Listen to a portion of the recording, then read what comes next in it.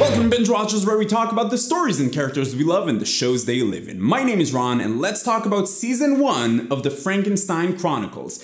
This is a spoiler-free review, but there's a little tiny spoiler talk in the end, but I will let you know well in advance.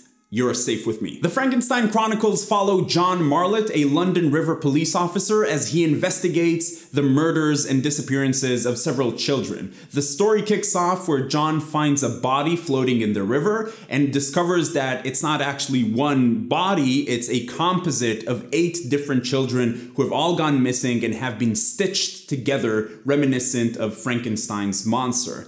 As this story takes place in 19th century London, the author of the novel Frankenstein, Mary Shelley, is actually a character in the show, which is pretty cool. This is a show that aired originally in the UK on ITV and recently made its way to Netflix, where it's being marketed as a Netflix original outside the UK, and that is how it made its way into my face. And going into this show, I thought that it was going to be more about the occult or a reimagining of the Frankenstein story, and while there are definitely aspects of that in this story, this is essentially a 6-part murder mystery, and at its core, it follows the murder mystery formula. Sean Bean as John Marlett gets tasked with solving the case that gets the name The Frankenstein Murders because of the similarity to the doctor and the monster in the novel. And for most of the show, we follow John as he hunts down leads and investigates with incredible persistence.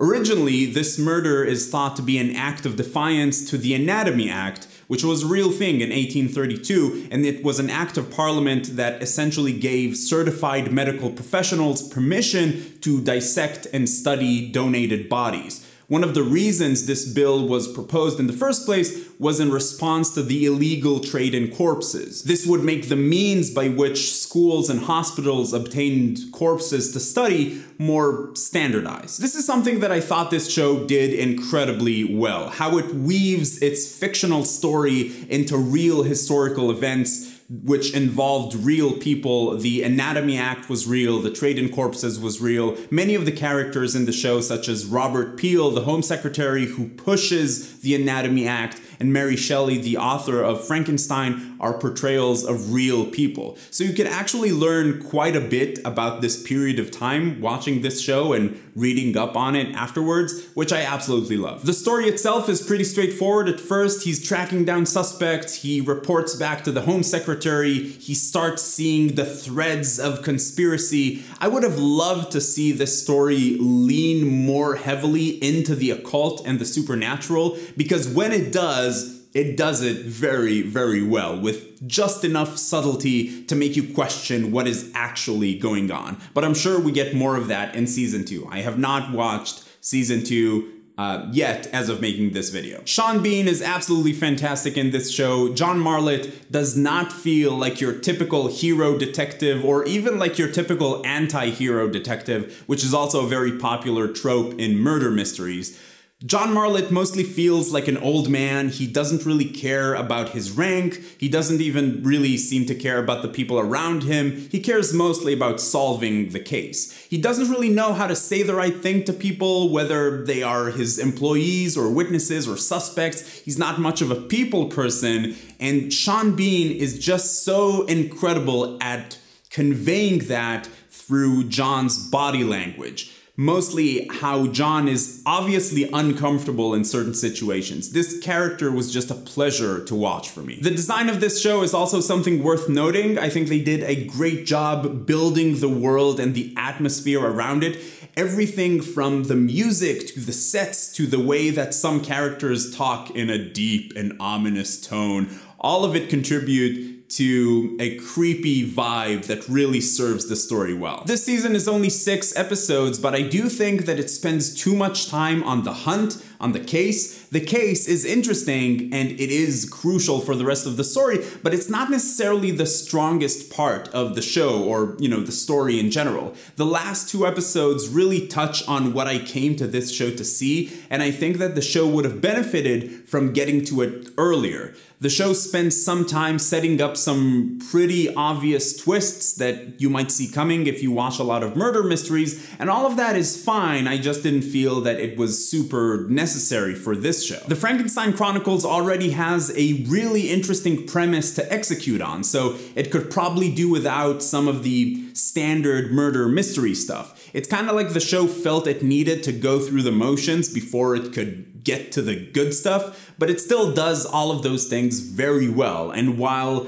the rest of the cast isn't quite at Sean Bean's level, I still loved watching this story unfold, and I absolutely loved the ending of this season. I thought it was perfect. So, bottom line, should you watch it? I had a lot of fun with this show, and I definitely recommend it if a murder mystery with a touch of crazy science and the occult sounds good to you. Definitely right up my alley. A dark and creepy alley, that is, with monsters who kidnap children. The strengths of this show are in how they fit this fictional story right within historical events and actual figures from history. They do that incredibly well. I just wish they skipped some of the standard murder mystery stuff and got to the meat of it a bit earlier, but it's really a minor complaint. There is one spoilery thing that I want to say. It's a major spoiler though, so if you haven't watched the show, pause the video, go down to the comment section below, and let me know what period of time do you think serves as your favorite setting for a murder mystery or detective story, like past, present, or future. Okay, quick spoiler talk now, and I'm sure about 1 million people have made this obvious observation before me, but I don't care.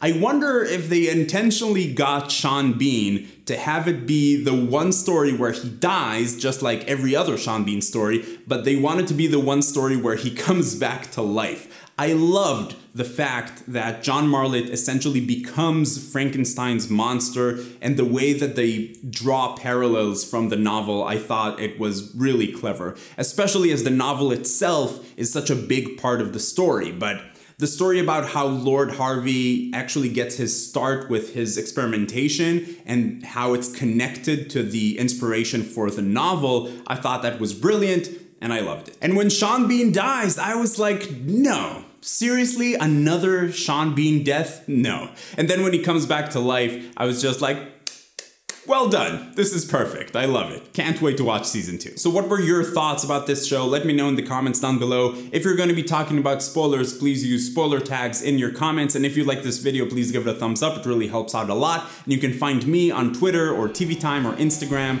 Links to everything down below, as well as our Discord server where we chat about TV, and it's a lot of fun. And if you're finding Binge Watchers for the first time, welcome. I'd like to invite you to join the Binge Watchers community. Come talk about TV with us. It's a lot of fun. Subscribe to the channel. But in any case, keep binging, and I will see you next time. This feels weird because I'm not wearing any pants, but it's warm outside and I'm at home, and I don't have to explain myself to you. You can't make me wear pants if I don't want to. Yep, but just standing around in my underwear, talking to a camera. Also, my wife is pregnant with twins.